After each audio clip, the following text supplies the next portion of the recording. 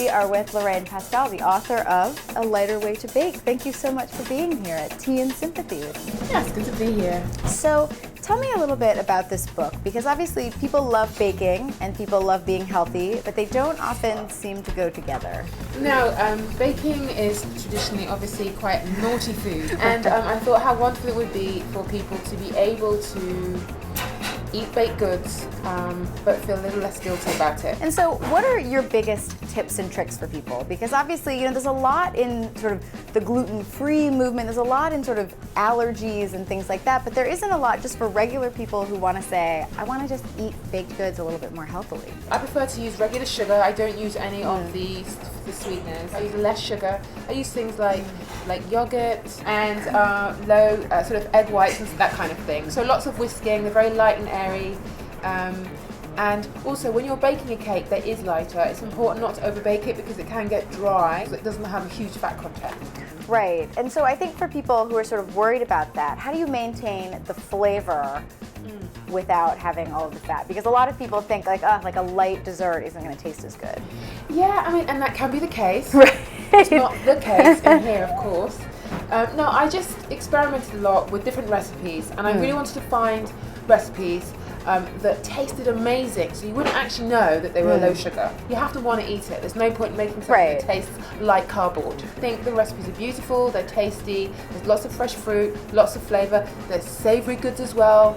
So if you want to make something, make a head meal that you can put in the oven when you come home to feed your family, that's all in there too. And what are some of your favourite recipes from this book? Like, what are some of the recipes you made and you're like, this is a winner? Well, I think they're all winners, of course. Everyone's a winner. If you want to know the ones that I cook more often than not, it would be the baked shrimp. I have the baked coconut shrimp, like with mango. In there's amazing cheese souffle. There's a skinny mac and cheese. All right, because mac and cheese, American favorite, British favorite. Just playful techniques, very clever. Still lots of flavor. It's still got some nice cheddar cheese in there, but it's light. So you can have more of it. And how do you make it light? Like, what are some of the ingredients that make it a bit lighter? Well, traditionally, a mac and cheese is made with a very thick, rich sauce. So I found a way using cornmeal to make that sauce much lighter. So you still get the flavour of the cheese, but you don't get such a thick heaviness. Right. Were there any recipes that you tried that just can't be lightened? Like, are there any things that you say, you know what, like eat the full fat version? I think the one that I struggled with, there's a shortbread which is actually in there, cardamom shortbread, which was quite challenging because shortbread by its very nature is lots and lots of butter. Yeah.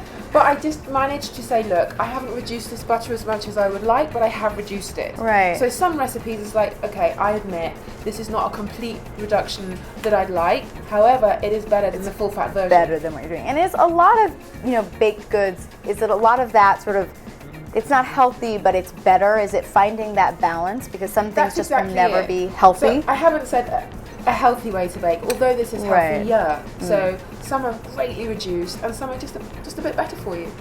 What do you think some of the best items people can have in their pantry for healthier baking? Like, what are your go-to items now? Well, I mean, what I wanted to make sure is that when I wrote this book, all the recipes in it were accessible to everyone. Because there's nothing worse when you get a recipe book and you open it and you don't recognise half the ingredients. Right. You have to order them online.